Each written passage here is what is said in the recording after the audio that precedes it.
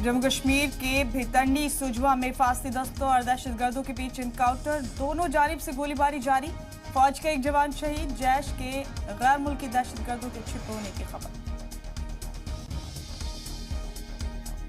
बारामूला में फौज और दहशतगर्दों के बीच एनकाउंटर जारी। फांसी दस्तों ने लश्कर के मोस्ट वांटेड कमांडर समेत 2 दहशतगर्द ढेर। 24 घंटे से भी ज्यादा देर से जारी है एनकाउंटर।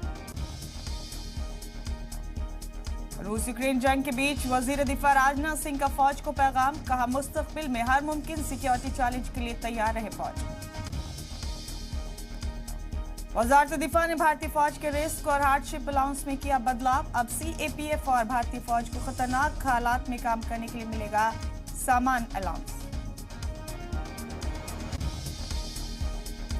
भारत दौरे के दूसरे दिन आज दिल्ली पहुंचेंगे ब्रिटेन के वज़ीर-ए-आज़म बोरिस जॉनसन। पीएम मोदी से करेंगे मुलाकात। जहांगीरपुरी तशद्दुद पर जॉनसन की खामोशी पर एमनेस्टी इंडिया ने उठाए सवाल। रूस यूक्रेन जंग के बीच आज 58वां दिन। रूस ने मारिउपोल को जीतने का किया दावा। यूक्रेन ने दुनिया भर के ममालिक से और हथियार देने की अपील की।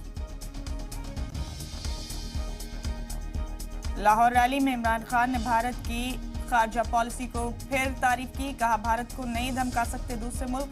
अमेरिका के कहने के बाद भी रूस से तेल खरीद रहा है भारत। शहबाज शरीफ सरकार को बताया नाकाम।